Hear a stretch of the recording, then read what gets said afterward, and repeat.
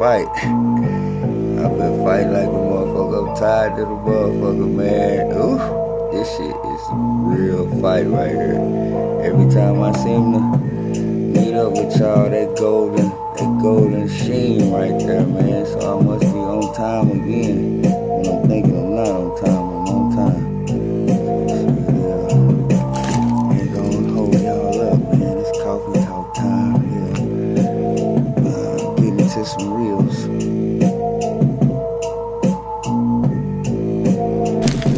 The red brick campus of the Tuskegee Institute hums under the midday sun of 1939. Students stream past the main hall, laughing and talking.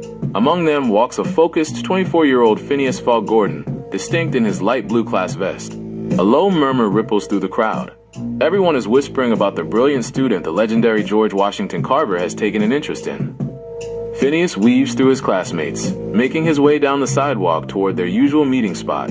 They sit together outside, and Phineas pulls two rare earth magnets from his pocket, catching and manipulating them effortlessly as he breaks down complex quantum mechanics. The camera pushes in on a tight close-up of George Washington Carver.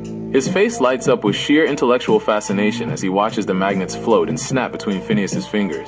Completely spellbound by the young man's advanced intuition, we transition to Phineas's primary study spot, perched directly on top of the prominent Tuskegee Institute stone entrance mound.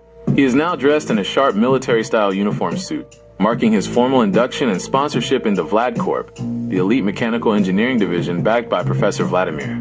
Immersed in his heavy texts, Phineas writes furiously in his journal, combining Carver's theoretical notes with the high-level engineering protocols of VlladCorp. The scene shifts immediately into Professor Vlad's heavily secured, private laboratory. The room hums with an uncanny mix of advanced radio equipment, early logic chips, and an ancient shimmering green carpet stretched across the study desk.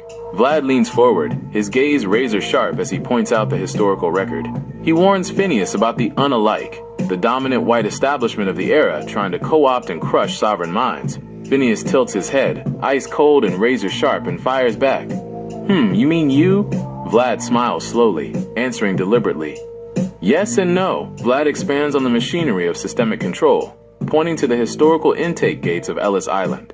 He describes how European immigrants were processed and forced to strip away their true lineages, dropping the O's and E's from their last names to accept the standardized artificial label of white.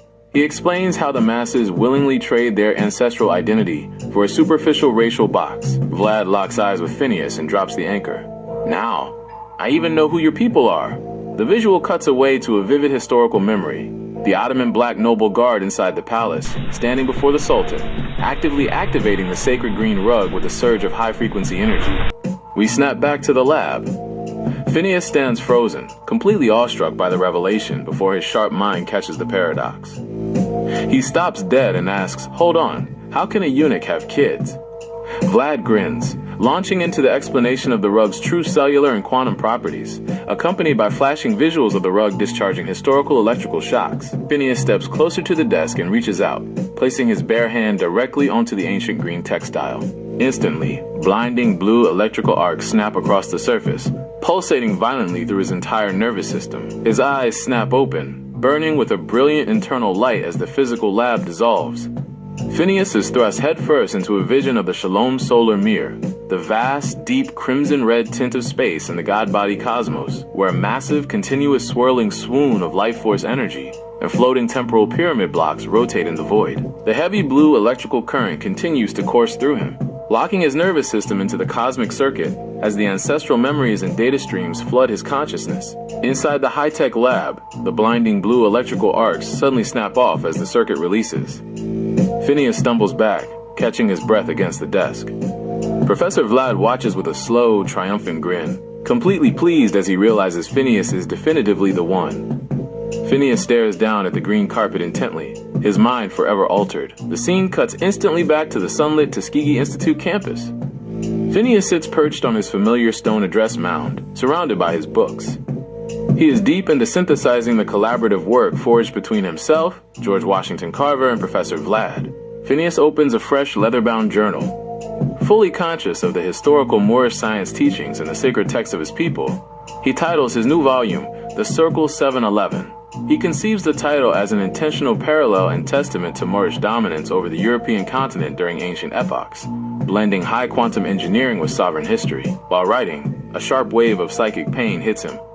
The permanent psychic tether to the ancient rug triggers intense neurological migraines. Flashes of historical memory rip through his consciousness. The brutal medieval wars against the Wallachians, banners snapping in the wind, the star and crescent flags clashing violently against the flags of the dragon, swords and scimitars flashing in the dirt. Amidst the carnage, a terrifying, heavily armored dark figure cuts ruthlessly through his kinsmen. Phineas's mind is being actively walked into by Vlad's psychic imprint, though he hasn't yet connected the terrifying medieval warlord directly to the professor sitting in the Tuskegee lab. Snapping back from the psychic assault, clutching his throbbing head, Phineas immediately channels the lingering frequency straight onto the page, frantically scribbling advanced quantum equations and historical data into the pages of the Circle 711.